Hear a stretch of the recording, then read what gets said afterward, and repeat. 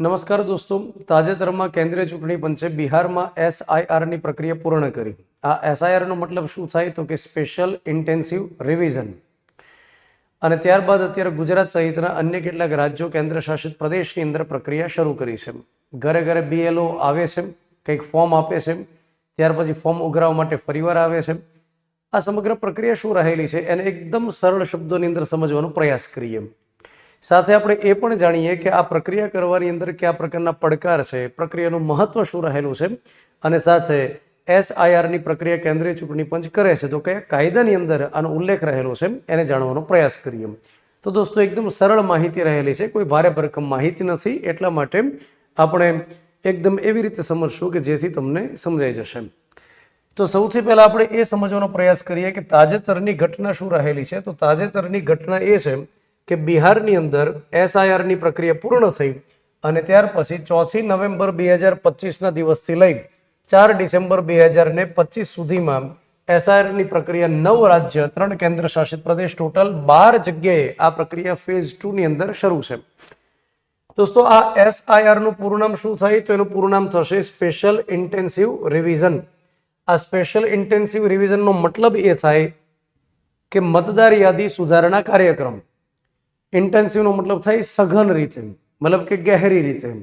જે સામાન્ય રીતે ચૂંટણી પંચ દર વર્ષે મતદાર યાદી સુધારતી હોય છે, જેમાં શું કરે કે 18 વર્ષથી ઉપરની ઉંમરના વ્યક્તિ હોય એને નવા મતદાર જે હોય એને આઈ કાર્ડ આપે, ત્યાર પછી નામ ઇલેક્ટોરલ રોલની અંદર સામેલ કરે, ત્યાર પછી જે વ્યક્તિનું નિધન થયું હોય એ વ્યક્તિને ડિલીટ કરે, જે વ્યક્તિ કાયમ માટે સ્થળાંતરિત થઈ ગયા હોય તો એના માટે કંઈક ને કંઈક રિવિઝન કરે. તો આ દર વર્ષે પ્રક્રિયા કરે એ નોર્મલ પ્રક્રિયા, રેગ્યુલર પ્રક્રિયા. પણ એ સમયાંતરે કેન્દ્રીય ચૂંટણી પંચની પાસે પાવર હોય કે સઘન રીતે રિવિઝન કરી શકે, જેની અંદર કેન્દ્રીય ચૂંટણી પંચનો મુખ્ય ઉદ્દેશ એ રહેતો હોય છે કે કોઈ પણ વ્યક્તિ 18 વર્ષથી ઉપરની ઉંમરનો હોય એ વ્યક્તિ રહી ન જાય મત દેવાથી. ત્યાર પછી જે વ્યક્તિનું નિધન થયેલું છે એને ડિલીટ કરવામાં આવે, ત્યાર પછી જે કાયમ માટે સ્થળાંતરિત અન્ય જગ્યાએ થઈ ગયો છે તો એનું જે તે વિસ્તારની અંદર નામ ડિલીટ કરવામાં આવે, અન્ય જે વિસ્તારમાં કાયમ માટે રહે છે ત્યાં આગળ નામ લખવામાં આવે.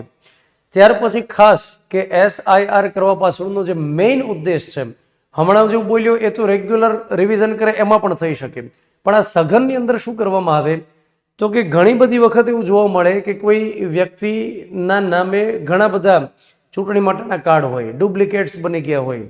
ત્યાર પછી એક જ વ્યક્તિ છે અને એનું નામ 2 અલગ અલગ વિસ્તારની અંદર બોલે છે. ત્યાર પછી કોઈ એવા વ્યક્તિ રહેલા છે કે જેની પાસે કોઈ આધાર પુરાવો નથી, જેની પાસે ભારતીય નાગરિકતાનો કોઈ આધાર પુરાવો નથી, કોઈની પાસે ફોટો આઈડી નથી, પણ તેમ છતાં એનું ચૂંટણી કાર્ડ બની ગયેલું છે. તો આ પ્રકારના જે ઇલીગલ બની ગયેલા હોય એને કાઢવા તો પડે. તો આપણે એવું ચોક્કસ કહી શકીએ કે એસઆઈઆરની પ્રક્રિયા એ સારી પ્રક્રિયા છે, એમાં કોઈ બેમત નથી. હા, કેટલીક બાબત એવી છે કે ચૂંટણી ટાણે જ જ્યારે એસઆઈઆર કરવામાં આવે તો એ થોડા પ્રશ્ન ઉપસ્થિત કરે કે બિહારની અંદર જ્યારે ચૂંટણી માથા ઉપર હતી તો એકદમ તાત્કાલિક ધોરણે ઉતાવળ કરી કેન્દ્રીય ચૂંટણી પંચે વ્યવસ્થા કેમ કરી. તો એને સુપ્રીમ કોર્ટમાં કેસ પણ ગયેલો, તો સુપ્રીમ કોર્ટમાં આર્ગ્યુમેન્ટ થઈ, સુનાવણી થઈ, બધી બાબતો થઈ. ત્યાર પછી આ એસઆઈઆરની જે પ્રક્રિયા છે એટલા માટે આપણે સારી કહી શકીએ કારણ કે ભારતની અંદર એ જ વ્યક્તિ ચૂંટણીમાં મત દેવા જોઈએ, એ જ લોકો સરકાર નક્કી કરવા જોઈએ કે જે ભારતના નાગરિક હોય, જે વ્યક્તિ ઘૂસણખોરી કરીને આવેલા હોય, જેની પાસે કોઈ આધાર પુરાવા નથી, એ શા માટે મતદાનની પ્રક્રિયામાં સામેલ થાય. કોઈ વ્યક્તિ એક જગ્યાએ રજીસ્ટર્ડ છે તો શા માટે અન્ય જગ્યાએ પણ એ વ્યક્તિ વોટર તરીકે રજીસ્ટર્ડ છે. તો જે ડુપ્લિકેટ્સ રહેલા હોય એને દૂર કરવા એ ખૂબ જ જરૂરી બાબત છે.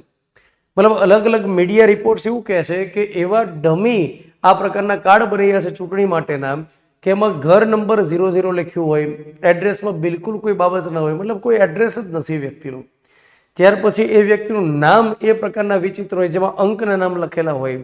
તો આવા જે બની ગયા હોય એને મતદાર યાદીમાંથી દૂર કરવા એ ખૂબ જરૂરી બાબત છે. તો અહીંયા આગળ મુખ્ય ઉદ્દેશની આપણે ચર્ચા કરી ગયા કે સઘન રીતે મતદાર યાદી સુધારણા કરવાની છે. એના પછી આપણે એ સમજીએ કે એસઆઈઆરની પ્રક્રિયા શું રહેલી છે. તો એસઆઈઆરની પ્રક્રિયા સ્પેશિયલ ઇન્ટેન્સિવ રિવિઝનની પ્રક્રિયા કંઈક એ મુજબ રહેલી છે કે BLO એનો મતલબ થાય booth level officer. Booth level officer એટલે જનરલી શું બને, કોઈ શિક્ષક હોય એને આ કામગીરી સોંપી શકે. તો બૂથ લેવલ ઓફિસર જેને અમુક પર્ટિક્યુલર એરિયા સોંપેલા હોય કે આ એરિયાની અંદર તમારે 700 ઘર લેવાના, 400 ઘર લેવાના, એવી રીતે દરેક BLOને કંઈક વિસ્તાર સોંપી દીધો હોય. ત્યાર પછી એ વ્યક્તિ ઘરે ઘરે જાય, ત્યાં આગળ એક ફોર્મ આપે. હવે જેટલા 18 વર્ષથી ઉપરની ઉંમરના વ્યક્તિ હોય એને ફોર્મ આપી દે અને એ ફોર્મની અંદર અમુક વિગતો ભરવાની હોય, જેમ કે એનું નામ હોય, ત્યાર પછી એનો ચૂંટણી કાર્ડ નંબર હોય, ત્યાર પછી એના ફાધર મધર હયાત હોય તો એમના જે એપિક નંબર હોય, મતલબ ચૂંટણી કાર્ડ નંબર હોય, આધાર કાર્ડ નંબર એ ઓપ્શનલ છે. માનો કે એની પાસે આ નથી તો પછી અન્ય કોઈ આધાર પુરાવા સાથે જોડવો જરૂરી છે. ત્યાર પછી એના સ્પોઝ હોય, હસબન્ડ વાઈફ, તો એમના એપિક નંબર યાની ચૂંટણી કાર્ડ નંબર, આ બધી વિગતો. ત્યાર પછી એમના બાળકોના કોઈની પાસે ચૂંટણી કાર્ડ આવી ગયા હોય તો એમના એપિક નંબર લખવાના. મતલબ કે જે તે વ્યક્તિનો પોતાનો તો ત્યાં આગળ આધાર કાર્ડ નંબર લખવાનો જે ઓપ્શનલ હોય, ત્યાર પછી ચૂંટણી કાર્ડ નંબર લખવાનો હોય, પછી એમના જે માતા પિતા હોય એમના, ત્યાર પછી એમના સંતાનના કોઈ હોય ચૂંટણી કાર્ડ નીકળી ગયા હોય તો એનો નંબર લખવાનો, આ પ્રકારની વિગતો ભરવાની. 2003 પછી જે વ્યક્તિના નામ મતદાર યાદીમાં નોંધવામાં આવ્યા તો એના માટે જન્મ તારીખનો પુરાવો આપવો જરૂરી બને છે 2003 પછી. હવે આ પ્રક્રિયા કરવા માટે BLO ઘરે જાય, ત્યાં એને ફોર્મ આપી દેવાના હોય કે ભાઈ તમારા ઘરમાં કેટલા 18 વર્ષથી ઉપરના છે તો કેટલા, એટલે ફોર્મ આપી દે. ત્યાર પછી BLOને કહી દેશે કે હું આ દિવસે ફરીવાર આપીશ અને તમારા ફોર્મ કલેક્ટ કરી જઈશ. માની લો કે એ સમય દરમિયાન ઘરની અંદર 4 એવા વ્યક્તિ છે કે જેના 18 વર્ષથી ઉપરની ઉંમર થઈ ગઈ છે, પણ બાકીના એ 4માંથી 2 હયાત છે, મતલબ અત્યારે અવેલેબલ છે, બાકીના 2 કોઈ બહાર ગામ છે. તો જે અવેલેબલ નથી એના વતી જે 2 વ્યક્તિ હાજર છે એ પણ સાઇન તો કરી શકે. ત્યાર પછી કોઈ વ્યક્તિ અવેલેબલ નથી અને એને ઓનલાઈન ફોર્મ ભરવું હોય તો આમાં એના માટે ઓનલાઈન ફોર્મ ભરી શકાશે.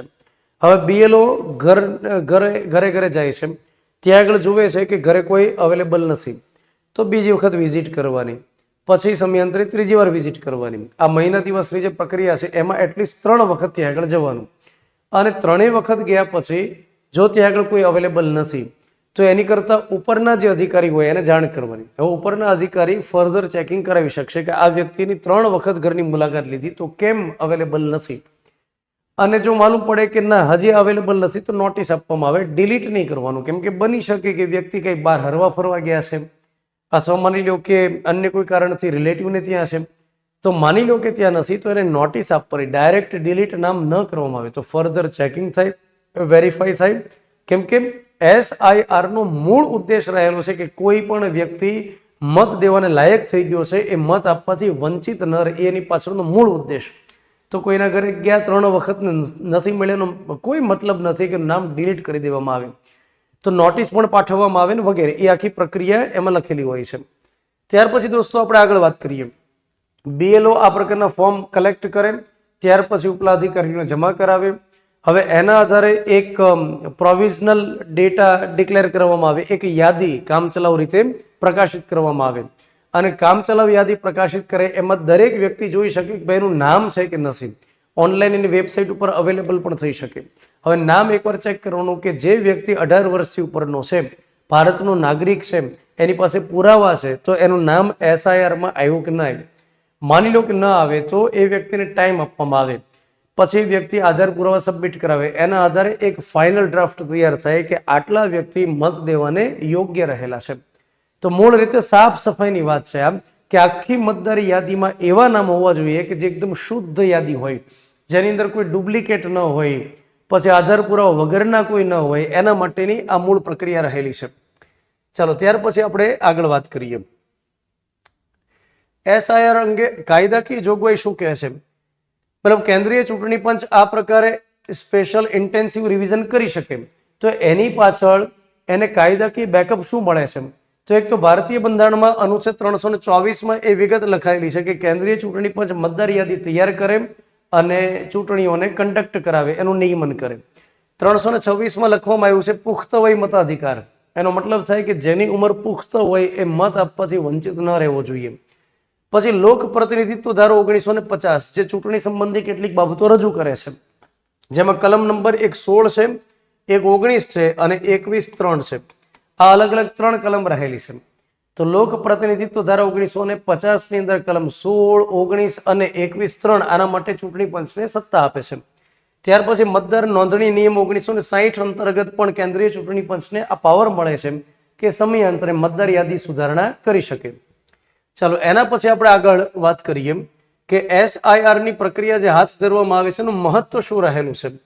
તો મહત્વની અંદર એક મહત્વ તો આ છે કે ડુપ્લિકેટ મતદાર દૂર થાય. પછી કાયમ માટે જે સ્થળાંતરિત થઈ ગયેલા છે તો એમના નામ જે તે જગ્યાએ સામેલ કરવામાં આવે અને અગાઉની જગ્યાએ ત્યાંથી દૂર કરવામાં આવે. ચૂંટણીમાં પારદર્શિતા આવે, ટ્રાન્સપરન્સી અને વિશ્વાસ મજબૂત થાય. ત્યાર પછી ચૂંટણીમાં બૂથ સંચાલન સંબંધી કેટલીક બાબતોનું મેનેજમેન્ટ વ્યવસ્થિત રીતે કરી શકાય. જેમ કે એકવાર ખબર પડે કે મતદાર યાદીમાં આટલા નામ આ વિસ્તારની અંદર બોલે છે, પણ ખરેખર એમાં જોવા જઈએ તો 500 નામમાંથી 400 જ અત્યારે અહીંયા આગળ રહી રહ્યા છે, બાકીના 100 તો અન્ય કોઈ જગ્યાએ છે. તો બૂથ મેનેજમેન્ટ કરવું હોય તો એકદમ સરળતા રહેશે. પહેલા જો વધારે પડતા બૂથ કરતા હોય તો એની જગ્યાએ ઓછા કરી શકે. ત્યાર પછી એવી ખબર પડે કે બહારથી સ્થળાંતરિત થઈને આ વિસ્તારમાં વધી ગયા છે હવે, તો એના માટે બૂથ વધારવા પડે તો વધારી શકે. તો આ તો ઓબ્વિયસ વસ્તુ છે ને કે એકદમ શુદ્ધ યાદી આપણી પાસે હોય તો એને લઈ મેનેજમેન્ટ વ્યવસ્થિત થઈ શકે. ચાલો એના પછી આપણે આગળ વાત કરીએ. SIR ની અંદર પડકાર કયા પ્રકારના રહેલા છે. આપણે જે વાત કરી કે હા ભાઈ આની અંદર બહુ સારી બાબત થઈ જશે કે મતદાર યાદી સુધારણા થઈ જશે, ડુપ્લિકેટ્સ નીકળી જશે, ડબલ જેની પાસે હોય એ એમાંથી ડિલીટ થઈ જશે. પણ આજે કામગીરી કરવી એટલી જેટલી આપણે કહીએ એટલી સરળ નથી. આમાં ઘણી બધી ચેલેન્જીસ રહેલી છે. જેમ કે કયા પ્રકારની ચેલેન્જ રહેલી છે તો કે અહીંયા આગળ જન્મ સંબંધી પુરાવા જે આપવાના છે એની અંદર એક બાબત એ છે કે ઘણા એવા વ્યક્તિ છે કે જેની પાસે જન્મના પુરાવા અવેલેબલ નથી. એ વ્યક્તિ ભારતના નાગરિક છે અને જન્મ સંબંધી પુરાવા માટે જો હઠાગ્રહ રાખવામાં આવે, ઘણીવાર એવું બને કે કોઈ વ્યક્તિ ઘૂસણખોર નથી, ભારતના પહેલેથી નાગરિક છે, પણ એવું બની શકે કે એની પાસે જન્મ તારીખનો દાખલો નથી, જન્મ સંબંધી પુરાવા એની પાસે મળતા નથી. તમને ખ્યાલ હશે કે ઉપરની પેઢી એની કરતા ઉપરની પેઢીમાંથી લગભગ જન્મ તારીખના દાખલા ન મળી શકે. તો જન્મના માટે થઈને પુરાવા જે હઠાગ્રહ રાખે ચૂંટણી પંચ કે આ હશે તો જ અમે નામ સામેલ કરશું, તો એ એક ચેલેન્જ બની શકે. એના માટે ડોક્યુમેન્ટમાં થોડું લિબરલ જો રહે, થોડું ઉદાર રહેશે અને અન્ય કેટલાક વૈકલ્પિક આધાર પુરાવાને માન્યતા આપશે તો થઈ શકશે. પછી ચૂંટણી પહેલા મતદાર યાદી સુધારણાની પ્રક્રિયા જે કરવામાં આવે એક્ઝેક્ટ ચૂંટણી પહેલા, એ થોડા ડાઉટ ક્રિએટ કરે છે અને રાજકીય રીતે કેટલાક આરોપ લગાડવામાં આવે છે સુપ્રીમ કોર્ટમાં કે સરકાર અમુક પોતાના વોટર્સને સામેલ કરવા માટે કે એને એવું લાગે છે કે આ વોટર બીજા કોઈ વિરોધી પક્ષને વોટ આપશે અમુક વિસ્તારમાં, તો એના ડિલીટ કરવા માટે આ પદ્ધતિસરનું એક મેનેજમેન્ટ છે. તો રાજકીય આરોપ એવા સમય લાગી શકે કે જ્યારે એક્ઝેક્ટ ચૂંટણી નજીક હોય ને ત્યારે SIR ની પ્રક્રિયા થાય, જેમ કે બિહારની અંદર કરવામાં આવી. ત્યાર પછી અહીંયા આગળ SIR અંગે કાયદા કે કોઈ સ્પષ્ટતા નથી. આપણે જ હમણાં કીધું કે 324 નંબર, 326 નંબર, પછી લોક પ્રતિનિધિત્વ ધારા 1950 ની અંદર 16 નંબર, 1921 3 નંબર, પણ આ બધાની અંદર એક્ઝેક્ટ SIR નો ઉલ્લેખ નથી.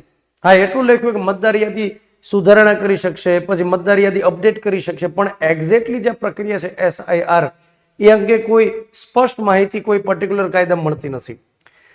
ત્યાર પછી સંસાધન અને સ્ટાફની ઉણપ છે, એની ખામી છે. ભારતભરની અંદર ભલે ફેઝ વાઇઝ કરવામાં આવે પણ એ સમય દરમિયાન આ પ્રક્રિયા કરવા માટે પૂરતા પ્રમાણમાં જે સ્ટાફ હોવો જોઈએ એ નથી. ઘણી જગ્યાએ એવું બને કે BLO ને કામગીરી સોંપે તો એ કોઈ અન્ય ખાનગી વ્યક્તિને હાયર કરે છે અને 1 મહિનાની અંદર સમગ્ર પ્રક્રિયા પૂર્ણ કરવી એમાં ઉતાવળ થઈ જાય, ઉતાવળની અંદર કેટલીક ભૂલ થઈ જાય, જે ખરેખર યોગ્ય વ્યક્તિ હોય એનું નામ તે આમાંથી નીકળી જાય એવું બની શકે.